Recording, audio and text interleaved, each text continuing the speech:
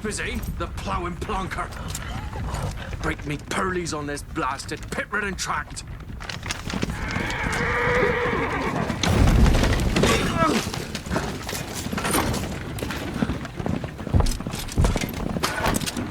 Where's Fear not dry road? Aye, the devil's out there! It's running from!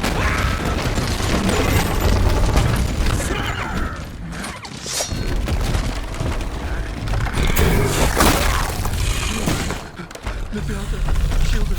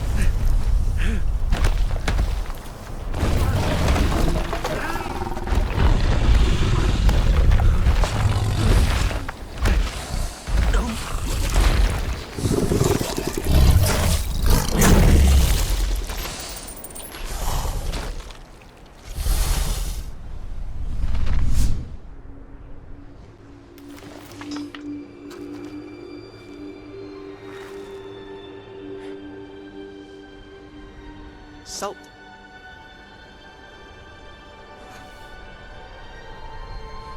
Almost had me fooled, Fruin.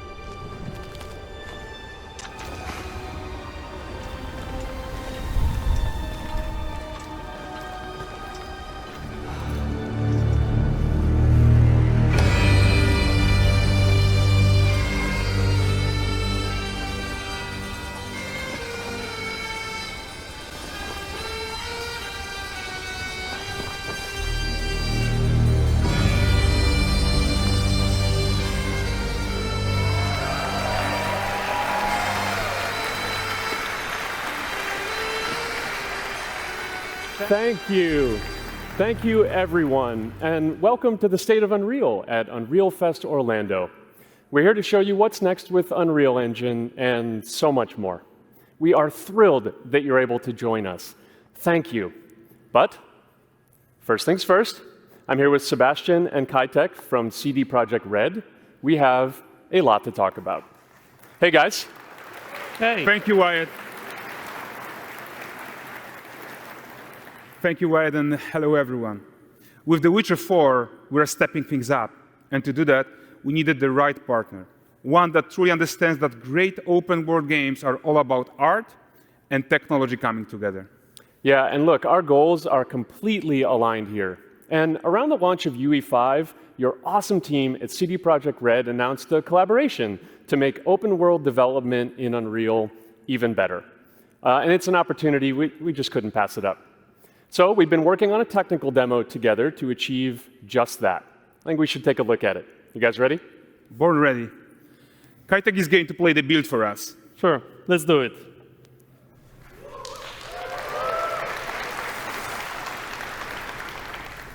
This is a technological showcase set in the world of The Witcher 4. What you just saw and are going to see now is running on a standard PlayStation 5 at 60 FPS with ray tracing. So in the game, you'll be playing as Ciri, a professional monster slayer, a witcher. She explores the world and hunts down monsters for coin. The region we are in is called Kovir, and you'll get to explore it in a game. Right now, Ciri is investigating a monster, and after gathering new clues, she is heading back to a nearby village.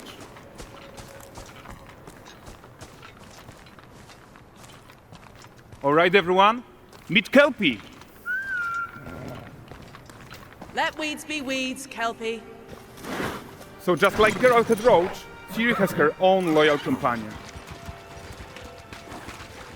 We return to town. These two characters need to feel like one. Since you're gonna explore the world on horseback, riding needs to feel seamless, natural, and just fun. Yeah, and to support that, we're introducing multi-character motion matching in Unreal. So Ciri and Kelpie, they're perfectly synchronized when mounting from any angle and speed. And we also support root motion movement on Kelpie, so controlling her feels realistic and grounded. And there are also some really nice improvements to our Unreal Chaos Flesh Solver and these machine-learned deformations. So you've got realistic muscles moving and stretching under Kelpie's skin without compromising the performance there.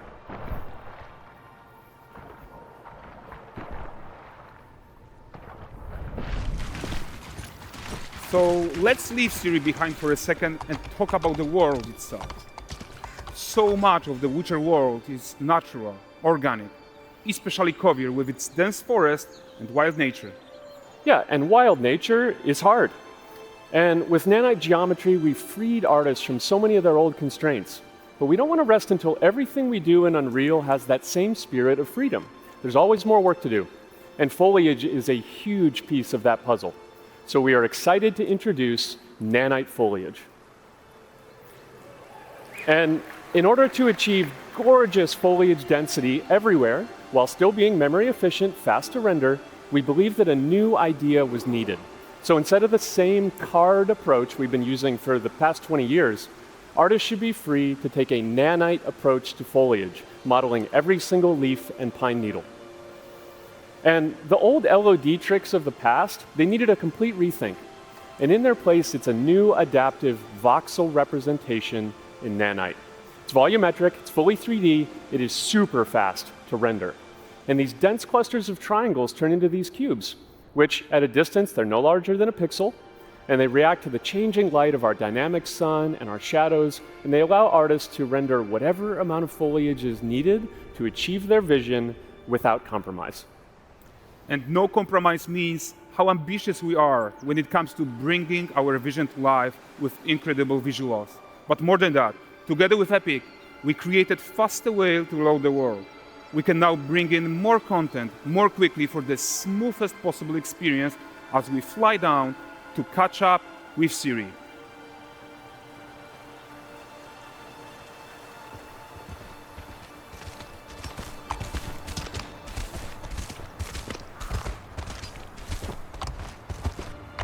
Welcome to Valdrest.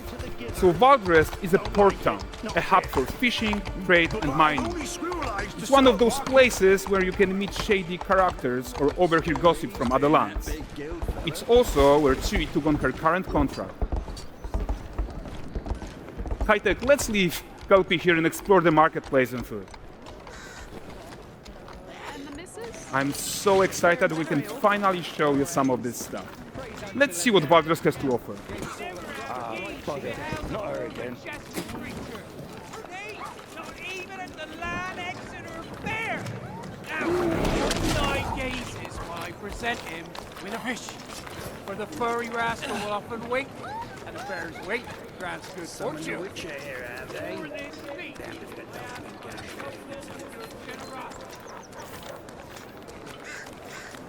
Pardon. Guys, notice how responsive the world is.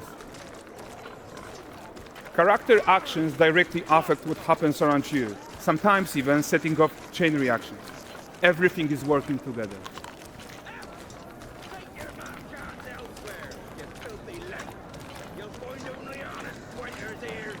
Oh, look at this poor gentleman being taught how to fly by an angry innkeeper. That's what happens when you cheat at Gwent. Last of it, is it? Ready to aim. Jingling the purse.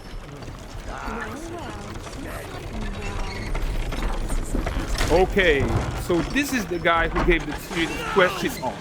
Like you probably suspect, he has his own agenda in all of this. You off your tits again, Wilfred. Get your ass up.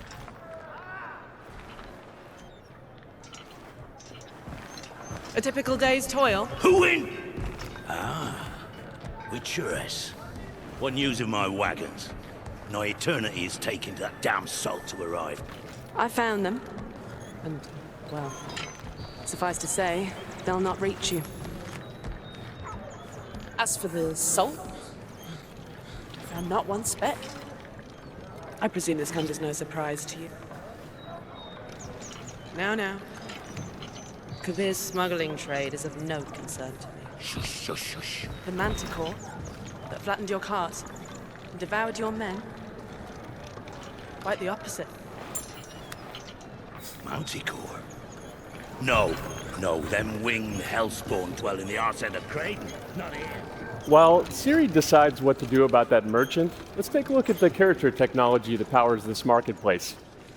Why don't we listen in on these fishmongers? They're selling their wares, chatting up customers. Morning, catch this is. Won't find none fresher. Rugged me ladies after one of Comes. Get this cleaned and gutted for you. You mind, dearest? Into seeing some and more. Got mackerel cod, all Brexit's finest. And there is tons of tech at play here, even in this simple market stall. Metahuman tools, improved Unreal smart objects, chaos cloth, and more.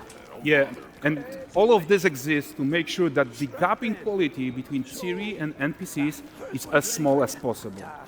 Yeah, and closing that gap, it's not just about fidelity, right, but also authenticity. They should react to changes in the world around them. But the prisoner in pillory isn't exciting enough for Valdrest. Let's grab everyone's attention with a circus.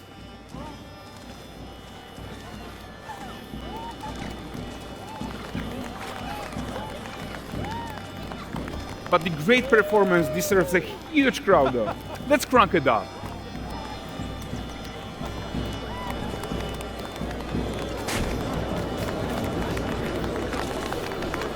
So you are seeing tons of optimizations here to many of Unreal systems, including an entirely new Unreal animation framework, allowing us to fit easily in our 60 FPS budget, not just in rendering, but also with room to spare on the game thread. Over 300 animated skeletal mesh agents all going about their business.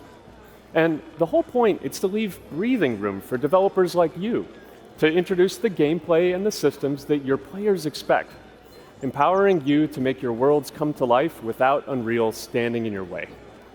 You are right, and that's the open world RPG that we are making. But before we wrap up, how about one final check-in with Siri?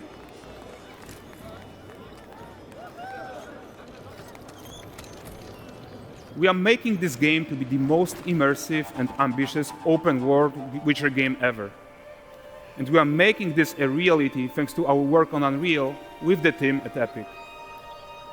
I think what we are doing together is going to bring in a new generation of open world RPGs, and I'm so proud of what we accomplished so far. We are too. So we're almost done, but before we go, here's a small gift for all Witcher fans. A first look at Lanexeter.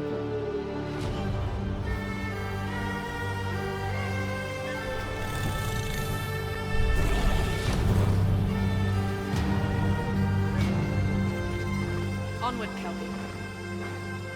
With what?